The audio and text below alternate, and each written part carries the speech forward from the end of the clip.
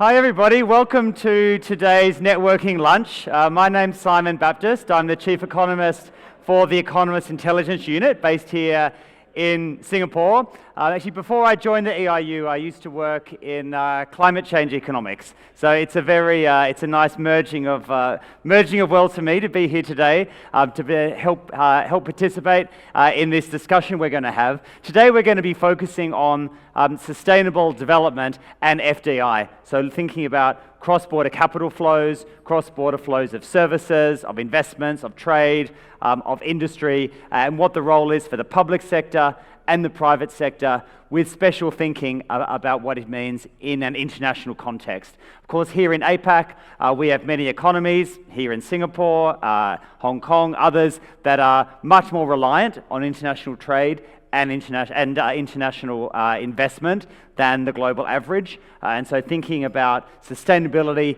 in a cross-border context is really critical to achieving outcomes in the Asia Pacific.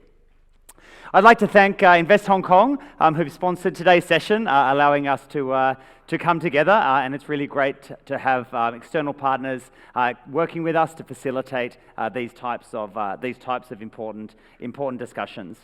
I'd like to welcome my two guests to come up on stage. I'm going to be joined by Owin Fung, who's the director of the Singapore office of the Hong Kong Economic and Trade Office, and then also David Quek, who's the CEO of Cuprina Holdings, which is a firm working in biotechnology and sustainability. So between them, Owin and David are going to be sharing with us perspectives from both the private and the public sector about how to make FDI work in a sustainable context.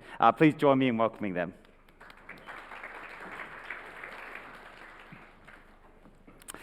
David, Owin, thanks so much for joining us today. So we're going to be focusing on, how FDI, can contribute towards sustainability and what governments can do and are doing to facilitate that, and then what the private sector kind of needs and what its actions are and the challenges that the private sector faces in working in a cross-border context.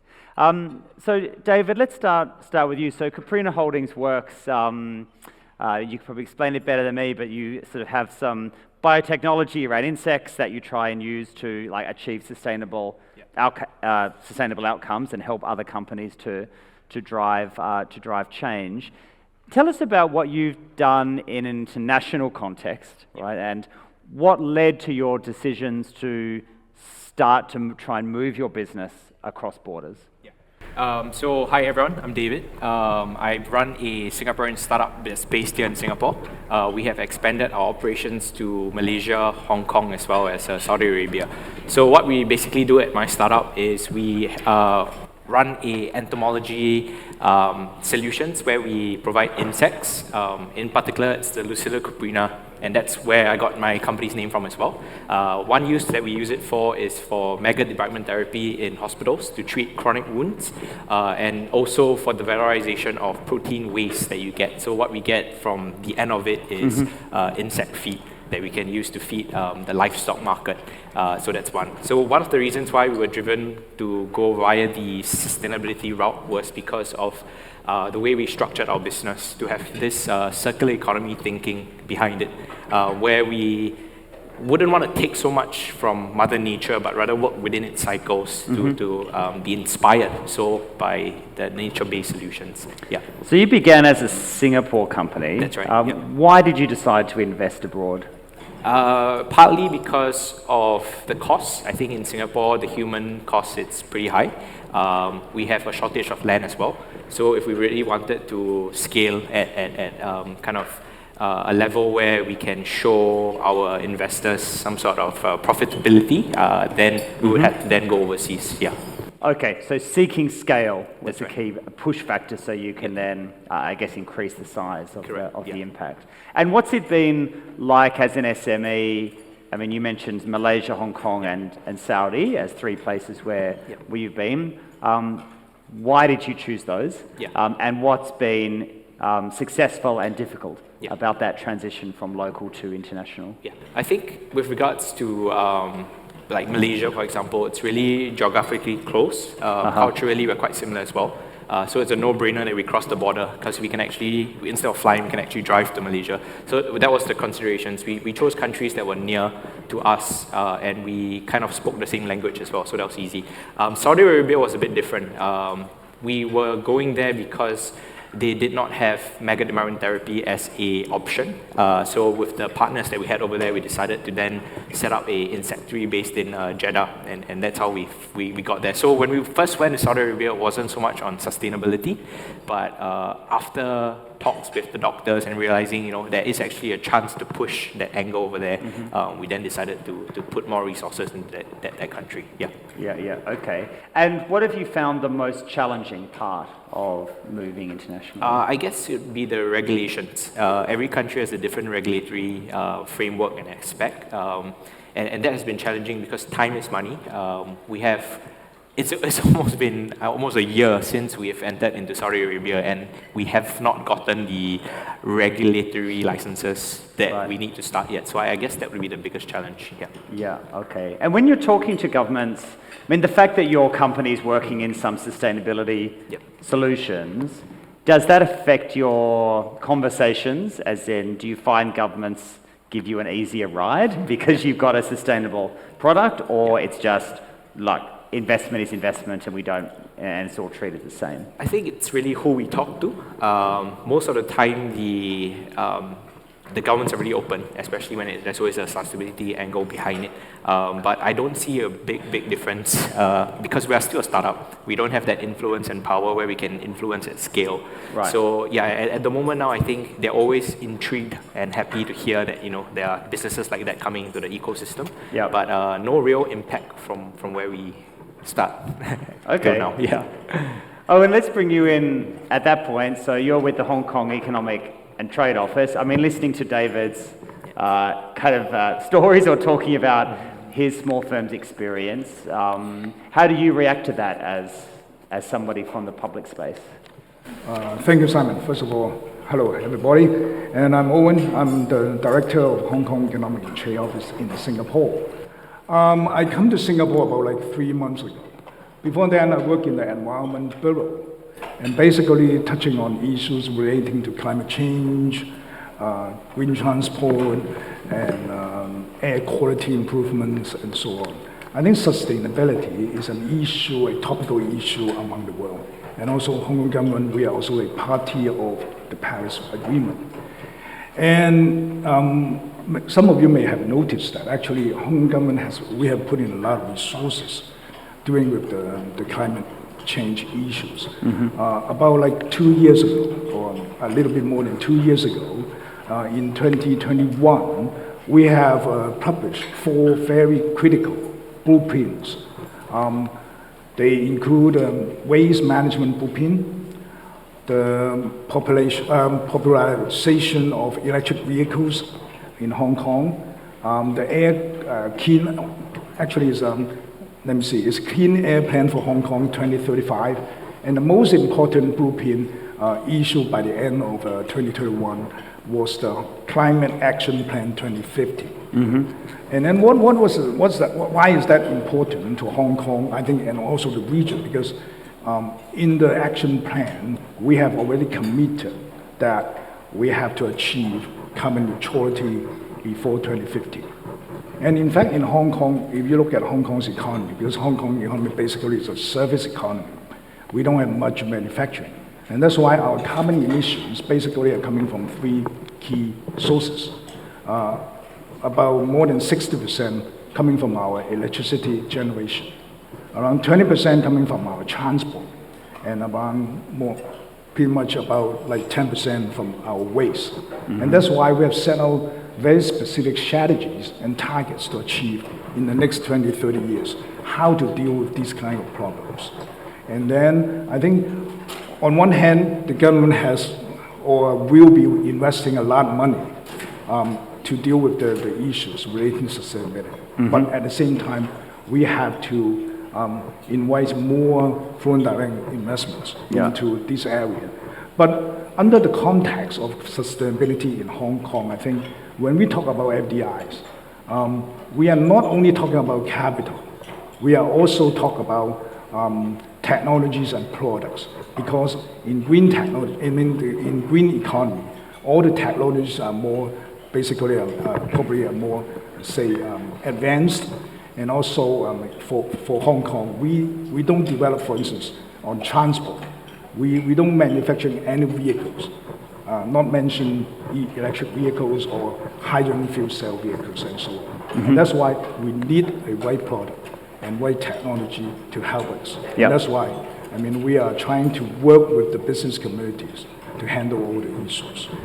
I asked David whether he got a different response from governments when he was talking about a sustainable business. What's it like from flipping that question around when you're talking to companies who are maybe considering investing in Hong Kong or are using your service firms to facilitate investment? Do they ask about what Hong Kong is doing in terms of sustainability? Is that part of the equation to attract business, or is it not yet part of the core decision making for firms? I think they do, and in fact, in the past like 2-3 years, the government has made it very transparent of all our targets and what we want the whole community to do and what kind of targets we want to achieve. And in the blueprints I just mentioned, basically we have set up some very specific targets for us to achieve by, say, 2035. For instance, like waste. By 2035, we hope we can do away with all the landfills. No more new landfills. We will use more advanced technologies to handle our waste. Of course, on the other hand, we need to reduce the generation of municipal waste. Otherwise, we just cannot handle that much amount of waste to be generated on a daily basis. And that's why I think the most important thing is that we set our targets and strategies and talk to the business sectors, no matter they are in Hong Kong or overseas.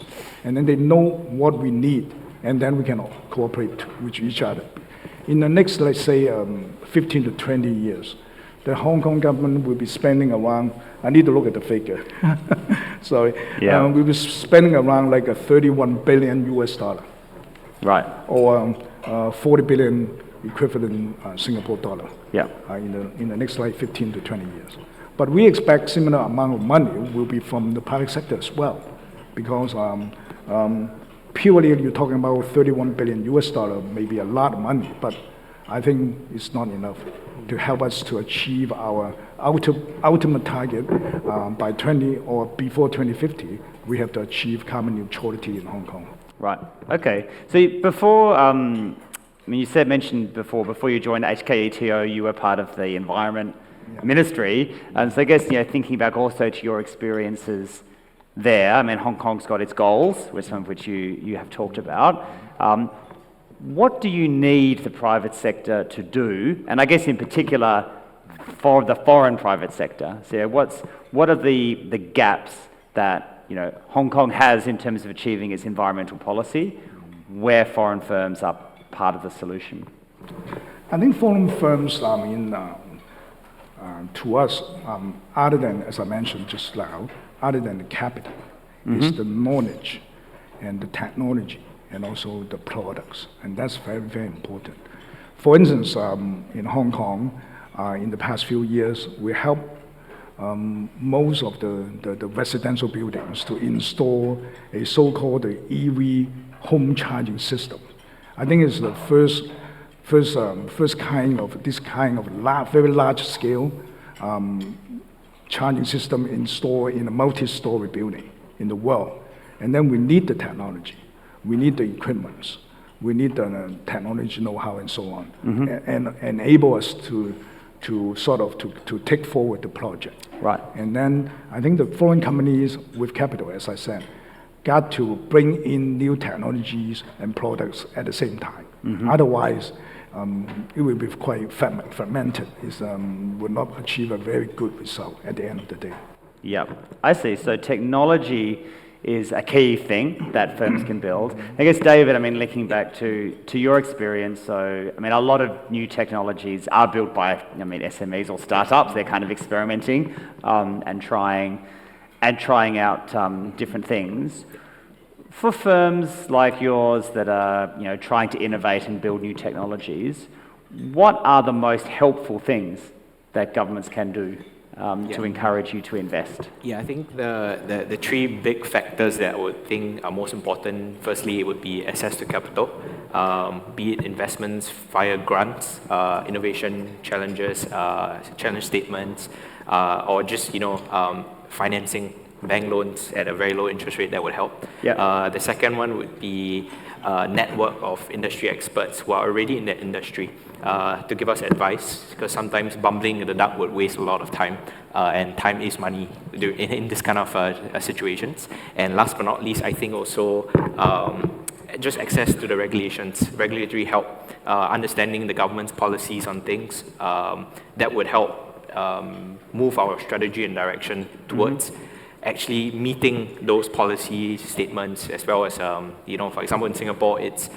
zero waste by 2035, and by 2030, Singapore wants to do 30% of its own food production. Right. So with these, I would say, strategical objectives in mind, it will help startups then work towards that direction. So I think being clear in these three factors of capital, regulatory support, as well as just a network of help that would help companies want to go in and be more confident that their investment will be protected in that sense. Yeah. Are there any regulations that have actively helped your business? Yeah. I mean, for example, are there examples where you have lower costs than competitors because you're doing something more sustainable, or have you had any access to specific grants? Yeah, so I think internationally you've got the ISO standard. That's an international QMS system that allows you to go into different countries. So you just need to get that license once, and then you can use it to replicate across different countries. That has helped because it's very clear you can use that in the EU, in the US, as well as APAC.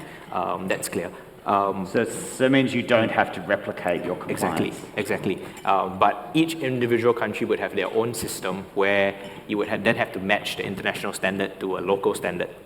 Sometimes they are cross-linked, but sometimes the local standard requires just a bit more.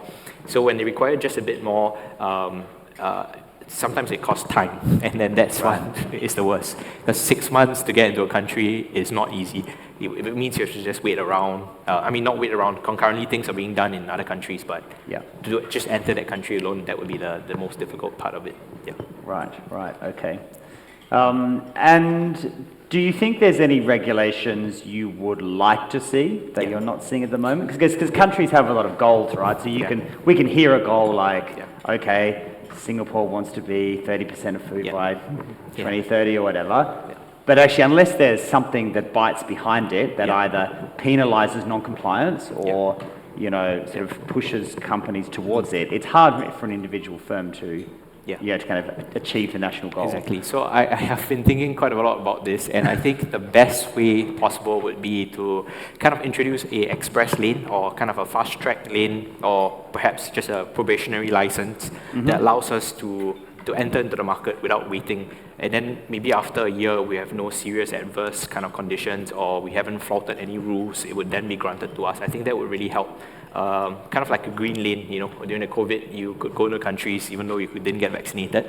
Perhaps something like that. That would really open up FDI into countries, because most of the time it's waiting around for regulations more than anything else. Yeah. Right. Although let's hope it's not like the COVID lanes, which we talked about but never actually happened, did they?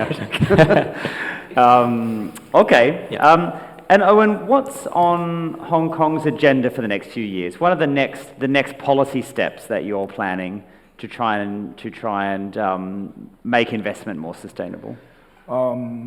Okay. Maybe I can talk about a little bit about the things we set out in the Climate Action Plan 2050.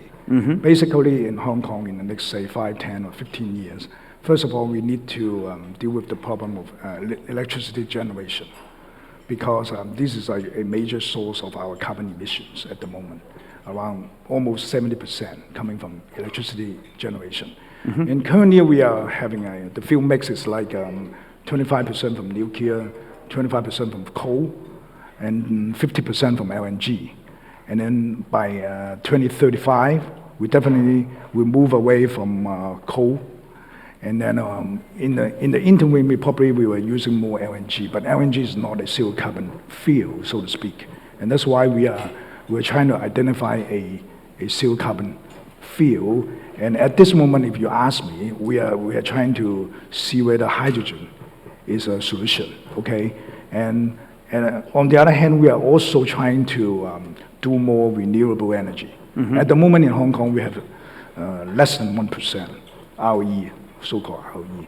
And in about 10, 15 years, we hope we can improve the percentage to about, say, 10 to 15%. And that's why by 2050, we are basically will be a zero carbon emission, from electricity, generation. And transport is, we are not only talking about land transport, we are also talking about marine transport, because Hong Kong is an island and face the South China Sea, and there are so many like vessels coming in, coming out. And on land transport, we are probably moving towards on small vehicles, private vehicles. We focus on electric vehicles, but on medium and heavy vehicles, we are trying to use more hydrogen. In fact, end of this year in Hong Kong, if you go to Hong Kong, we'll be trying out some hydrogen fuel cell double deckers. And then double deckers basically can accommodate about like 130 passengers and so on. And on vessels, if you're talking about the ocean going, like the container vessels, basically they will be using, in the next 10, 20 years, we will be using LNG. And then that's why in Hong Kong we are sort of making reference of the practice in Singapore, because Singapore is a bit ahead of us, with regard to use LNG on vessels, because you already have a LNG bunkering facility here. And Hong Kong will be doing the same in the next 2 years. Okay. And waste, we will have more and more so-called waste to energy facilities, and cut down the waste generation and all that. And then if we can do more or less this kind of a task, our picture is much better in about like 10, 15 years, our carbon emissions. Okay. Because in fact in Hong Kong, we are kind of lucky because our carbon peak already happened in 2014. And then we are on the downside already, downward slope already.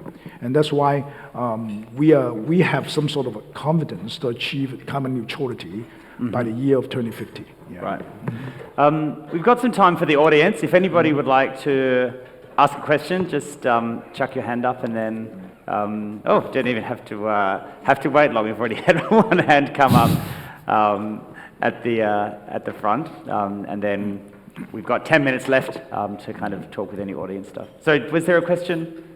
Did you have a question? You didn't? Oh, no question there. Okay. So I'll keep looking out and just chuck your hand up, and I'll try and notice you, if you've got a question you'd like to ask. So David, you talked about some of the goals, Owen, you talked about some of the goals there. How are they going to be achieved? Is it mostly through kind of command and control or regulation, or government kind of diktat, or are you using market-based measures to get there? Yeah, thank you, Simon, for raising this point. In fact, Hong Kong, when we go more towards a green economy, we believe in market forces. Okay. For instance, like at the moment, government also in the past like 5 years, we have installed quite a bit of charging facilities in our government car park.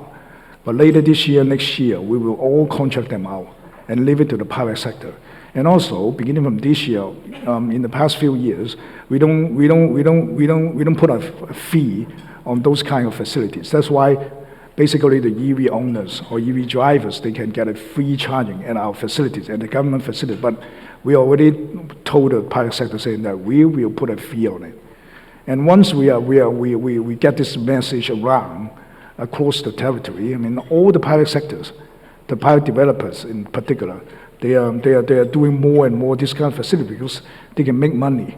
And that's why we believe in market-driven, forces to help us to go for a more much greener environment. I think only talking about regulation, probably we are talking about deregulation more. Yeah.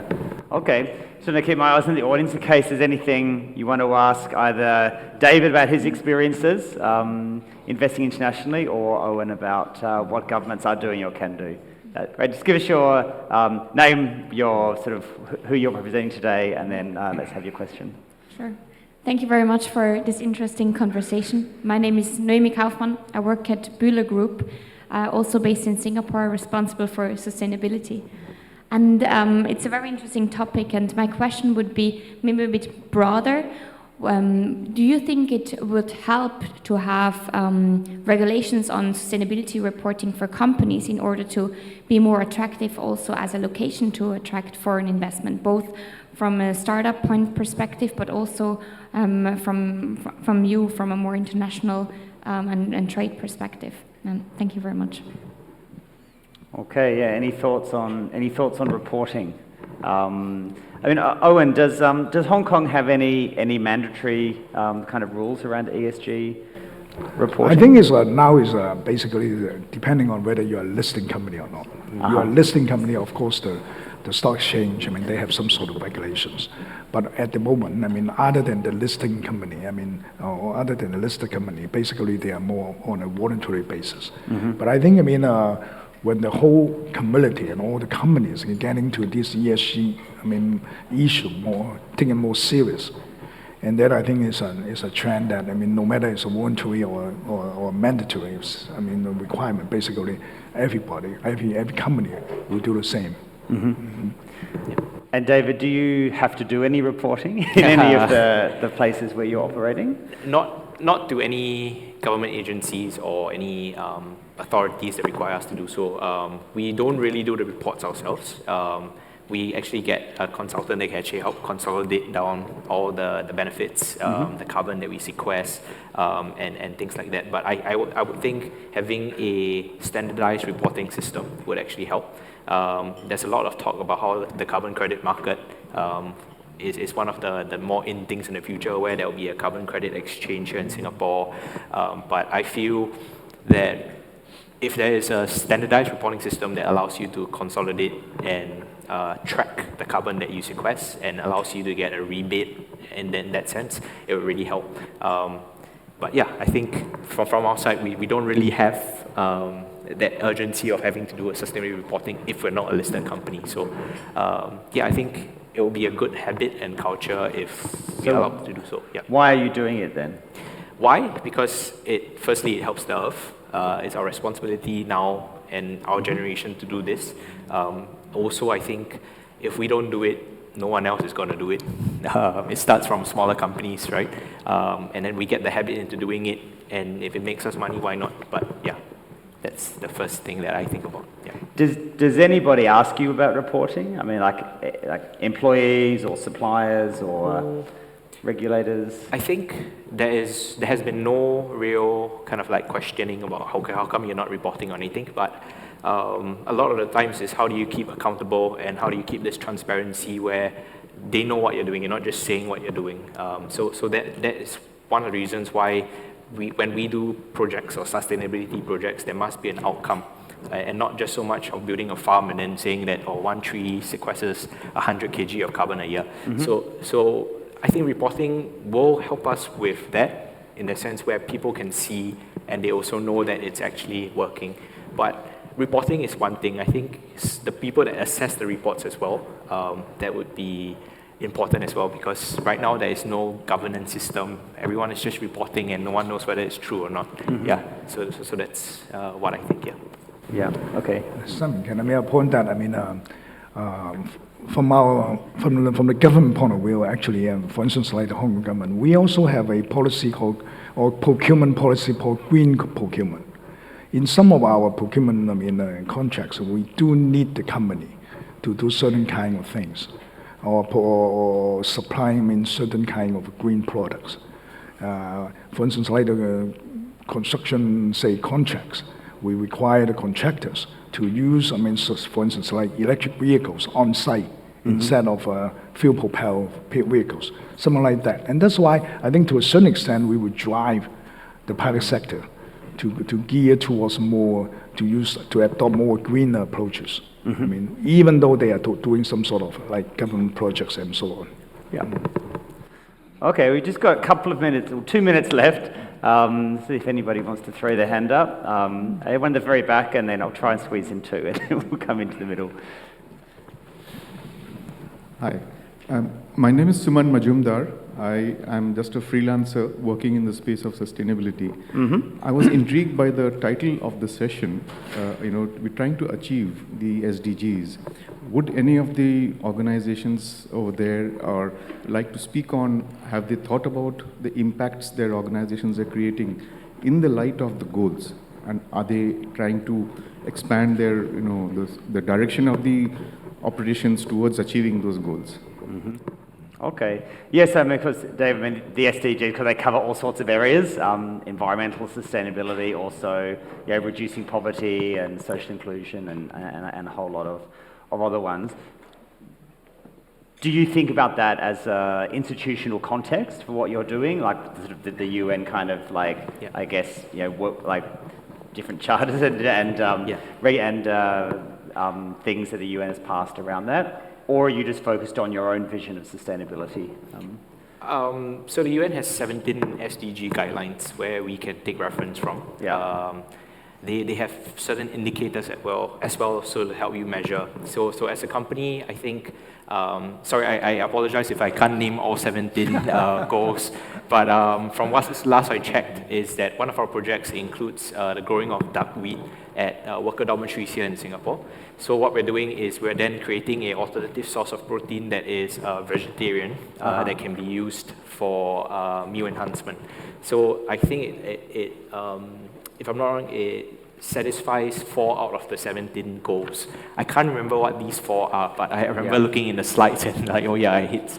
Unfortunately, we don't really do line by line of, oh yeah, I hit this and stuff, solely because I think there is no incentive at the current moment where we are rewarded for hitting the goals. So yeah, I mean, we look at it as a guideline, but yeah, we don't really follow it, Yeah, I guess because in the end, it's national regulation that has teeth.